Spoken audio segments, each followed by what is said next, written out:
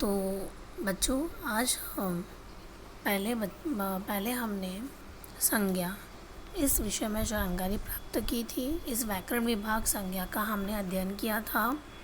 उसके पहले हमने संज्ञा के बारे में देखा, उसकी परिभाषा देखी। उसके बाद हमने संज्ञा के भेद देखे, जो संज्ञा के 5 भेद दिए गए थे यहाँ पर।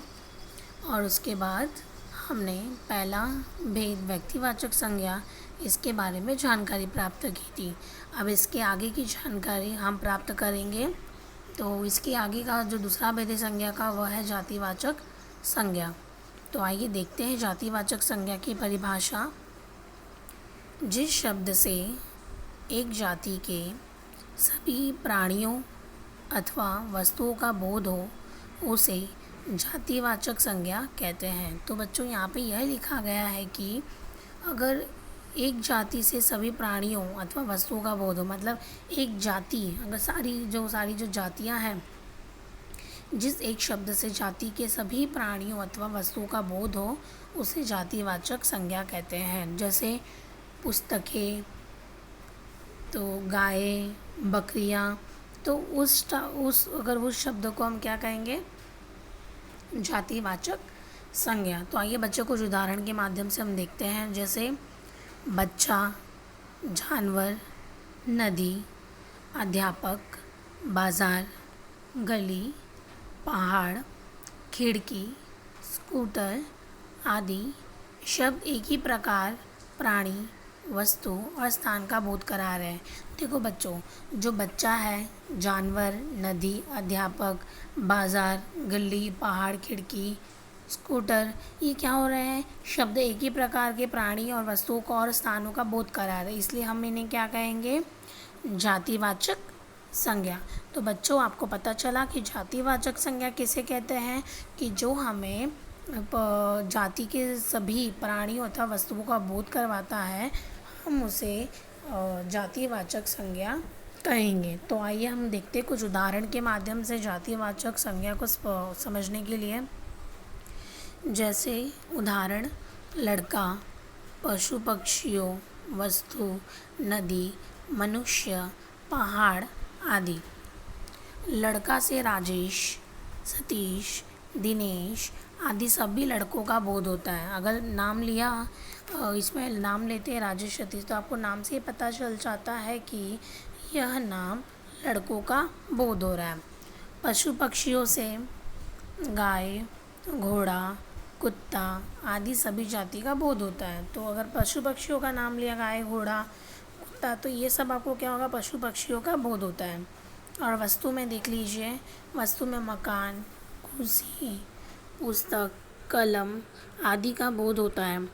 नदी से गंगा, यमुना, कावेरी आदि सभी नदियाँ का बोध होता है। तो अब वस्तु में आपने देख लिया कि किस प्रकार वस्तु के बोध में मकान, कुर्सी, पुस्तक, कलम ये सारी चीज़ आती है।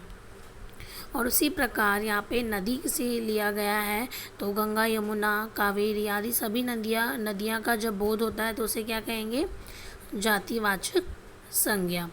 मनुष्य कहने से संसार के मनुष्य जाति का बोध होता है। अगर आपने एक शब्द कहा मनुष्य, तो मनुष्य में सिर्फ एक मनुष्य तो नहीं आएगा, वो क्या हो गया, पूरे संसार के मनुष्य जाति का बोध होता है, क्योंकि मनुष्य सारे हैं।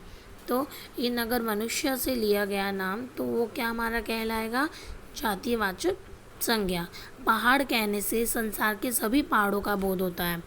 तो अगर हम पहाड़ एक शब्द बोलते हैं तो संसार के सभी पहाड़ों का बोध होता है। अगर पहाड़ बोला तो हमने ये तो नहीं बोला है यहाँ पे कि सिर्फ वही का पहाड़, हिमाचल पर्वत जो बोला आपने वो पहाड़, तो सिर्फ उसका नाम नहीं बोला, यहाँ पे सिर्फ एक शब्द बोला गया है पहाड़, जिसमें पूरे संसार के पहाड़ का बोध होता है। तो वो हमारा क्या होगा, जातिवाचक संज्ञा। तो बच्चों आपको ध्यान से समझा कि जातिवाचक संज्ञा किसे कहते हैं। इसके पहले आपने अच्छे से अध्ययन किया कि एक व्यक्तिवाचक संज्ञा किसे कहते। तो जिस शब्द में किसी विशेष व्यक्ति, वस्तु या स्थान का नाम का बोध हो, तो उसे हम क्या कहेंगे, व्यक्तिवाचक संज्ञा।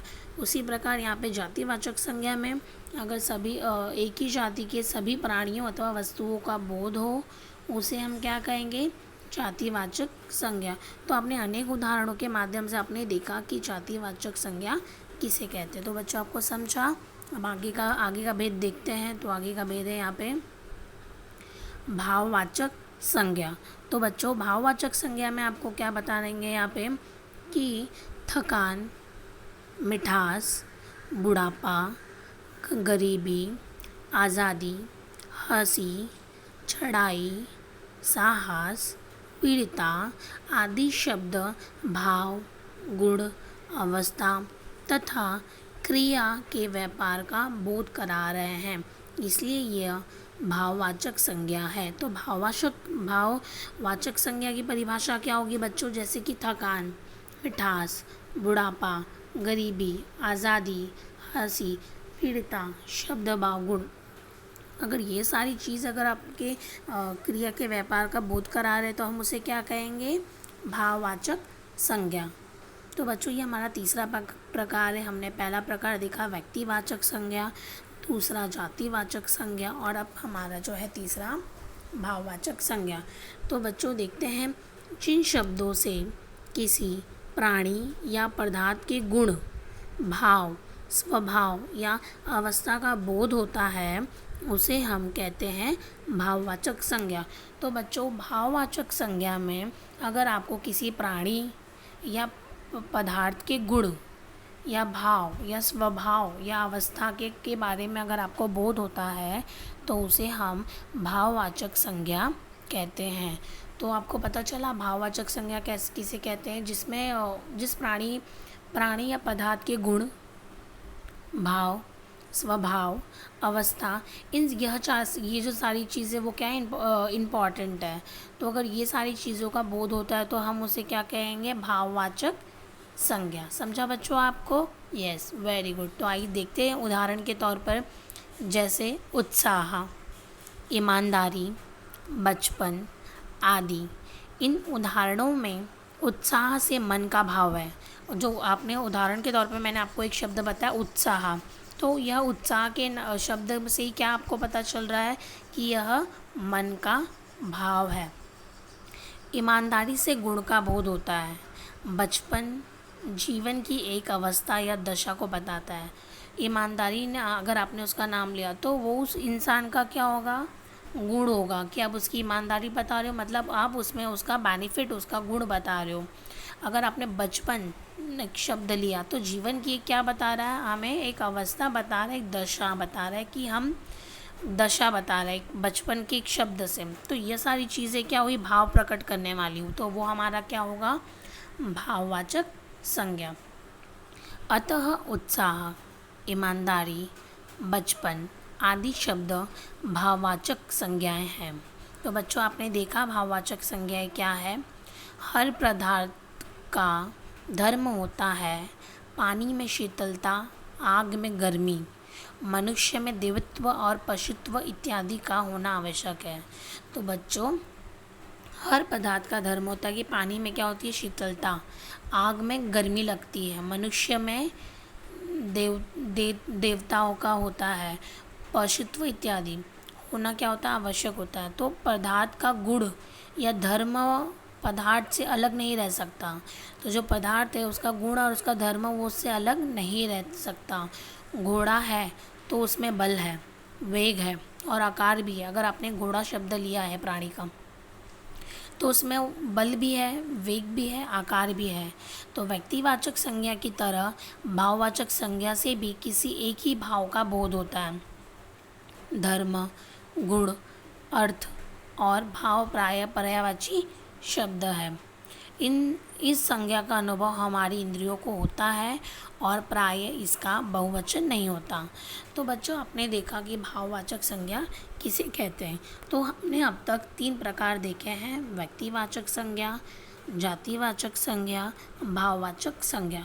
तो बच्चों आपने अच्छे से देखा कि भाववाचक संज्ञा किसे कहते हैं, जिसमें ज़्यादातर आप अपना जैसे कि पदार्थ के गुण, प्राणी, भाव, स्वभाव, अवस्था, ये अगर ये सारी चीज़ें अगर उसमें आती है तो वो हमारा क्या होगा? भाववाचक संज्ञा होगा। तो आपको जैसे ईमानदारी, बचपन, उत्साह। तो ये सारी चीज़ें हमारी क्या हो गई, भाववाचक संज्ञा हो गई, क्योंकि हमारा उसमें क्या प्रकट हो रहा है, उसमें हमारा गुण प्रकट हो रहा है। हमारा उत्साह में हमारी बचपन नज़र आ रहा, बचपन में हमारा क्या नज़र आ रहा है, एक दशा नज़र आ रही है। उत्साह में हमारा एक मन का भाव प्रकट हो रहा है। समझा बच्चा आपको? ये अभी आगे की जानकारी हम आगे प्राप्त करेंगे। धन्यवाद।